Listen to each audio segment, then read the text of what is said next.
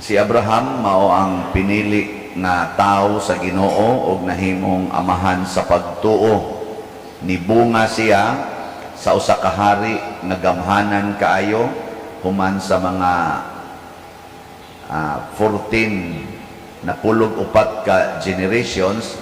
Nibunga siya og usa ka banggiitang hari ni abuutan sad nga mao si Hari David. Unya pag human ni Hari David, nagbinuang ang mga kaliwat ni David gikan ni Solomon, nabihag sila sa ilang mga kaaway, naulipon na sila sa kaaway. O pagkabihag na nila, miabot dayon ang Mesiyas nga maoy mo pagawas ug muluwas sa tanang mga binilanggo ug mga binihag. So timing kayo, no? Mao ni ang kaliwatan. Sa unang pagbasa, gihisgutan nga ang Huda, usa sa mga 12 ka anak ni Jacob nga mao ang naglangkob sa katawhan sa Israel, gisaaran nga anha niya magikan ang hari nga di na gyud matapos. Ang gingharian ni Hari David natapos man to kay nabihag man sila. Ang kaning bag-ong hari nga kaliwat ni David di na matapos ang iyang gingharian, mao na si Hesukristo. Niya ang mamimbro aning maong gingharian mahimo saad nga dili matapos, magpadayon ngadto sa langit. Niya mao na ni ang atong simbahan nga Katoliko. Masubay nato ang simbahang Katoliko gikan ni Abraham hangtod gyud karon. Kita ra sa tanang relihiyon sa tibuok kalibutan nga historically, biblically, theologically, philosophically, archaeologically nga makasubay niini. Ano nang ay na lang mo pagduda. Nya kanus amang ka mahimong membro niining maong kaliwatan, kining maong bag-ong gingharian, bag-ong simbahan nga gitukod ni Kristo. Kanus aman? Kanus ata ba mahimong sakop? Para karon ba naning ba na mo? Kanus aman ang mahitabo? Inigbunyag. Inigbunyag nato mahimo dayon tang sakop. Mao bitaw nga ang role sa atong simbahan, ang bata bunyagan gyud sa labing daling panahon as soon as possible, inig humag panganak. Dili kay huwaton usa nga mudako ang baboy, huwaton usa nga naay budget para sa kaon og inom o kanang pabidyo-bidyo. Dili na kay dili na makapa Kristiyano, dili na makapahimong anak sa Dios, makapamimbro sa simbahan sa imong anak. Ang makapamimbro ang pagpabunyag. Di na kinahanglan mo gastog dako, taga-ila gamay sa dangpari. O kinsa dinhi ang kinsa dinhi mga ginikanan nga nakatuman aning maong mando sa simbahan nga inikataos bata bunyagan gidayon as soon as possible. Ta sa kamo, labing dugay 1 month gikas pagkatao, 1 month.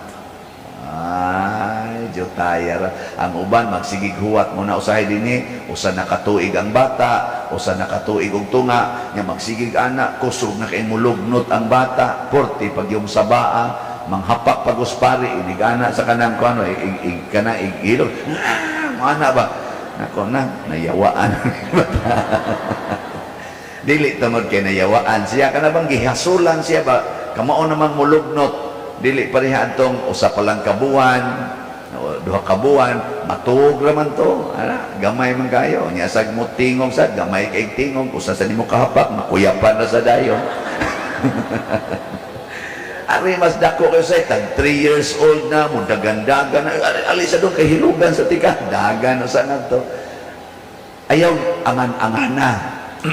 Nakaron unsa may mahitabo inig humagbunyag nato, musod nato ang Espiritu Santo, kay maunay timaan na kita anak sa Dios, templo sa Dios, kauban na ni Kristo. Musod siya nato. Ikaw niya pa din mabuutan na taanayo, mabuutan na tagmaayo. Oh, mabuutan na kita. Ana, gilingi ay mong tupad. Yung na buutan na ka. Ikaw no, lingi ako no, inabuutan na ka kayo. Oh, nabuangon lang yapon. Ikaw, masa may kapuslan nas bunyag, na membro na ta sa gingharian sa Dios. Unya, masa may kapuslanan. Aw sama sa nahitabo, panahon ni Abraham, panahon ni David. Naagya po yung mga buangon niyang mga kaliwa. Nga naman, tungod kay sa dakong gugma sa Dios, gitagaan ta niyag kagawasan. Kita'y magbuot, kung mupuyo bata sumala sa gisugo o musupak bata sa mga sugo. Ato na na. Ato bang usik-usikan ang grasya sa kabalaan, pinaagi sa pagsigig pakasala, o ato ba ning palambuon, pinaagi sa pagpugong sa kaugalingon, aron dili makasala? Ikaduhang lingi. Ingnaon sa man, ang imong grasya nilambo o giusik-usikan. Sa inaon sa man ka nag-usik-usik o ni palambo. Ana, importante na nga ma-check up. Kaya naara ba nato ang atong tan-aw sa kalambuan, basta successful sa pag-eskwela, honor pagyod, nindot og trabaho, milambo ng kinabuhi, gikas pagkapobre, karon milyonaryo na. Pero ayaw na lang sa naghilabti ang akong mga bisyo, pader. Natural raman na, tao raman ta. Muabot yung panahon nga mabihag sa kasyawa. Kanang atong mga sala, ning atong mga bisyo, di gina nato suportahan. Nga naman, maunay, makapabihag nato ngadto sa gahom sa yawa. Ang bagong Babylonia, mauna ang kalibutan nga naay sala. Ang kalibutan sa sala. Muna ningos Kristo, conquer the world. Buntuga ang kalibutan.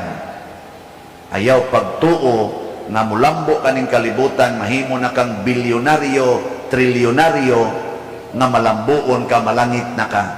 Di na kabayad og langit. Ang atong pagpuyo sa kinabuhi nga tininuod. Mao na si Kristo, siya ang bagong hari, kay gikan sa iyang pagkatao, hangtod siya namatay, wa gid siya kasa.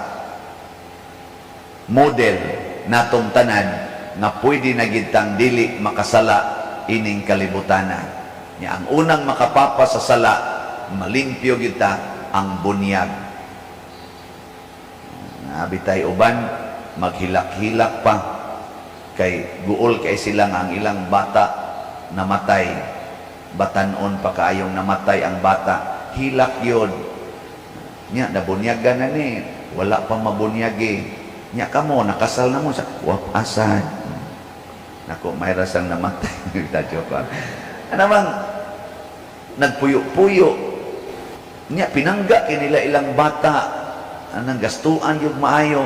Pero sila wa nila panggaa ang ilang mga kasing-kasing o ang ilang kalag nga naglunang sa sala. Magpabunyag din pinangga kayong bata. Turban-turbanan pa. Ang lumayo na pa'y mga kanang nindot kay nga mga dekorasyon niya magkanang maghimo din sila kanang say tawag ana party kay nabunyagan ang bata, pero ang nagkugos-kugos sa bata way mga kasal. Ang sakramento maunay gihatag sa Ginoo. Ang bunyag maunay number 1 nga sakrament para makaabil ta sa ubang mga sakramento. Gitawag Yawi sa tanang sakramento. Na pabunyag dayon. Nga inyong humagbunyag, sunda dayon ang gisugo sa Ginoo. Ayaw sunda ang gisugo sa demonyo. Ug mao na nay makapahimo natong buutan at tubangan sa Ginoo. Sa maani pananglitan aning atong gibuhat karong misa di Gallo. Nganong nanimba man mo karon? Kinsay nanimba dinhi kay gustong musunod sa Ginoo ug sa mahal nga Birhen Maria. Ta sa kamot. Kanang imong tumong ni simba ka kay musunod ka sa kinabuhi ni Hesus o ni Maria. Nasa gamot. Kusga, taasa. So kanang wa mo pataas, mga demonyo ang inyong gisunod. Unsa may mga demonyo? Musimba ko aron na ako'y blessing. Musimba ko aron tagaan kog maing panglawas. Musimba ko para successful ang akong sunod nga kaning tuig. Musimba ko aron di ko masakit. Mauna mga mapahimuslanon. May pagmoingon mo, musimba ko kay mo palit kog ikhak. Oh, musimba ko aron mo palit kog slat. Musimba ko kay mo palit ko og amuhalad ko og sa tanay tawagan ni gratitude and petitions. Musimba ko aron biyaan ko na ning akong sala sa pagkadaok, sa pagkamaterialistic, sa pagkamalaw-ayon, sa pagkabakakon, sa pagkatigpakaaron ingnon, magpakaaron ingnon nga babay bisag laki, magpakaroon ingnon nga lalaki bisag babae, magpakaroon ingnon nga minyo bisag pare. Inana ba? Ato na ning biyaan, mao na hinungdan ni simba ta para malig-on ta. Ana unta. Tagaan ta mong second chance. Kinsay gusto ninyo dinhi nga maliwat ni Hesus og ni Maria? Gusto ba nga maliwat ni Hesus og ni Maria? Ta sa kamot. Arang kay daghan na kamo wa mo pataas mga buangon mo ha. Sige, manindog na ta. Atong ipadayag ang atong